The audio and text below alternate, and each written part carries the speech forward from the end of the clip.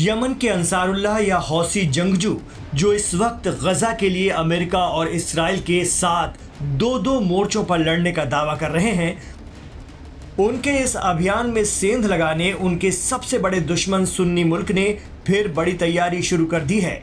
जी हां, media report की माने तो गजा और फिलिस्तीन के लिए लाल सागर में अमेरिकी जंगी बेड़ों समेत सीधे इसराइल पर मिसाइल दागे जा रहे अंसारुल्लाह के सबसे बड़े दुश्मन माने जाने वाले सऊदी अरब ने एक बड़े फौजी अभियान का प्लान बनाया है।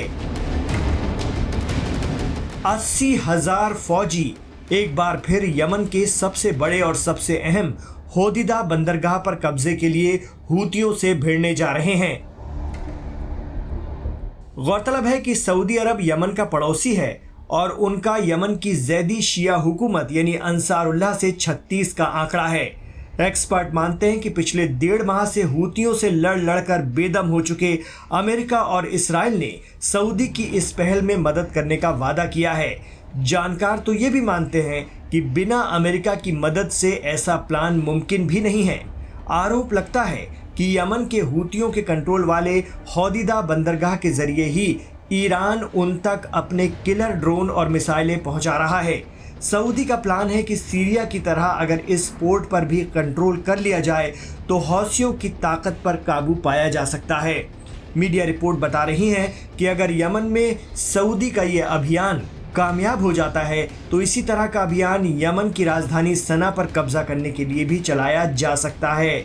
आपको बता दें कि साल 2014 में हूतियों ने यमन की राजधानी सना पर अपना कब्जा कर लिया था। उस वक्त प्रो सऊदी हुकूमत को यमन छोड़कर सऊदी शिफ्ट होना पड़ा था।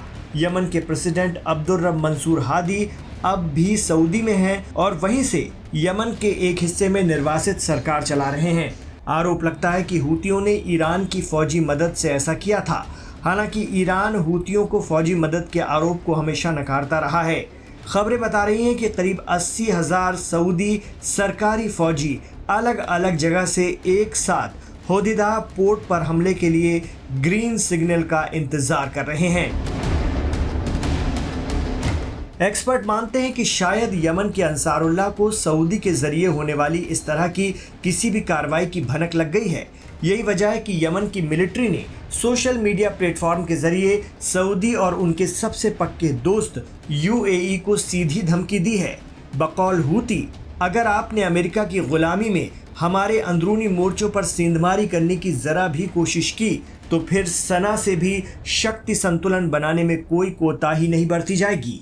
हूतियों ने दावा किया है कि यमन की जनता पूरी तरह से उनके साथ है। गुज़िश्ता जुमे को यमन में अलग अलग शहरों और गांवों में कुल मिलाकर 900 रैलियां हुई जो गजा के लिए हौसियों के हमलों का समर्थन था। एक्सपर्ट मानते हैं कि यमन के अंसारुल्लाह का ये दावा दुनिया को ये बताने की कोशिश है कि यमन की हूती हुकूमत अवाम के कंट्रोल से कायम हुई है और उनके हर कदम को यमन की जनता सपोर्ट कर रही है। साथ ही वो लोग गजा और फिलिस्तीन के लिए किसी भी हद तक जा सकते हैं। आपको बता दें कि साल 2018 में यमन, सऊदी अरब और यूएई समेत कई सुन्नी मुल्कों ने मिलकर रणनीतिक रूप से अहम होदिदा शहर को घेर लिया था। हूतियों के खिलाफ इस अभियान की क़यादत पाकिस्तान के साबिक आर्मी चीफ जनरल राहिल शरीफ ने किया था। इस अभियान को सऊदी प्रिंस मोहम्मद बिन सलमान की भी हिमायत थी, लेकिन हौसियों ने भरपूर मुकाबला किया। सुन्नी मुल्कों का गठबंधन 2-3 साल बाद टूट गया। हूती अब भी यमन के एक बड़े हिस्से पर कंट्रोल रखते हैं।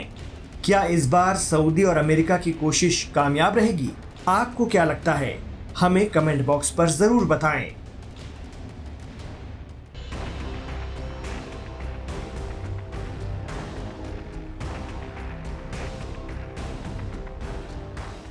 गजा पर इस्राएली आक्रामकता के खिलाफ और फिलिस्तीन की आज़ादी के लिए इस्राएल से सशस्त्र संघर्ष करने का दावा करने वाले यमन के अंसारुल्लाह का कहना है कि उनके हमलों से लाल सागर में अमेरिकी aircraft carrier Harry S Trueman को खासा नुकसान पहुंचा है और वो आउट ऑफ सर्विस हो गया है। यही वजह है कि अमेरिका को उसे लाल सागर से हटाना पड़ा है और उसकी जगह यूएसएस कॉर्ल विल्सन को लाल सागर में उतारा गया है।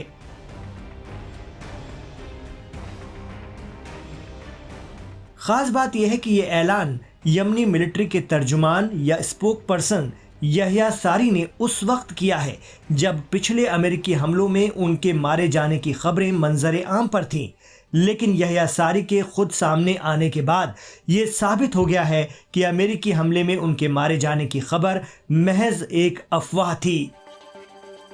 आपको बता दें कि यमन के अंसारुल्लाह के तर्जुमान यहया सारी के बयान अक्सर हूतियों के कंट्रोल वाले यमन के अल मसीरा टीवी और सोशल मीडिया प्लेटफॉर्म एक्स पर वीडियो के जरिए सामने आते हैं।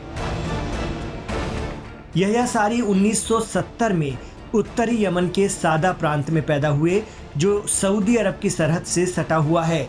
उन्होंने पॉलिटिकल साइंस में मास्टर डिग्री हासिल की और इतना ही नहीं, डिफेंस के भी खास कोर्स और ट्रेनिंग की।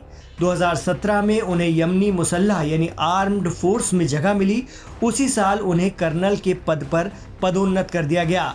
2018 के मध्य में उन्हें यमनी सशस्त्र बलों के नैतिक मार्गदर्शन महकमे का डायरेक्टर बनाया गया और बाद में ब्रिगेडियर जनरल के ओहदे पर प्रमोशन मिला। 17 अक्टूबर 2018 को उन्हें ब्रिगेडियर जनरल शराफ लुकमान के जानशी के तौर पर यमनी फोर्सेस का तर्जुमान बनाया गया। तो ब्रिगेडियर जनरल यहया सारी भी मीडिया के जरिए अमेरिका और इसराइल को धमका रहे हैं। इससे पिछले दिनों चली उन खबरों पर विराम लग गया है जिसमें उन्हें अमेरिकी हमले में जाँ बहक किए जाने के दावे किए जा रहे थे। इतना ही नहीं, यमनी मिलिट्री के जरिए अल मसीरा टीवी के हवाले से राजधानी सना का एक वीडियो भी जारी किया गया है जिसमें जुमे से इतर भी लोगों की भारी तादाद रोज सना की सड़कों पर उतर रही है और अमेरिकी जहाज़ों और इसराइल पर अंसारुल्लाह के हमले का पुरजोर तरीके से सपोर्ट करती नजर आती है।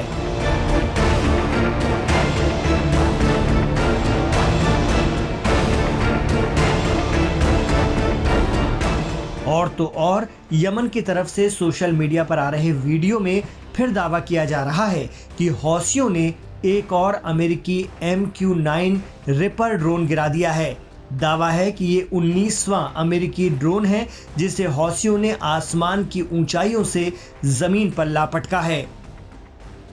अमेरिकी महंगे टोही ड्रोन पर यह हमला यमन के हज्जा सूबे में किया गया है जिसमें लोकल मेड सतह से हवा में मार करने वाले मिसाइल का इस्तेमाल किया गया। ऐसी जानकारी अंसारुल्लाह के जरिए सोशल मीडिया पर आ रही हैं।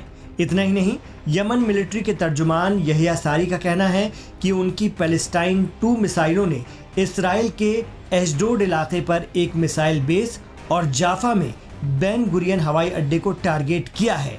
उनका अगला निशाना इसराइल का अश्कलोन शहर है। तो ब्रिगेडियर जनरल यहया सारी जिंदा हैं और बड़े दावे कर रहे हैं। अब देखना यह होगा कि इस पर अमेरिका का क्या जवाब आता है।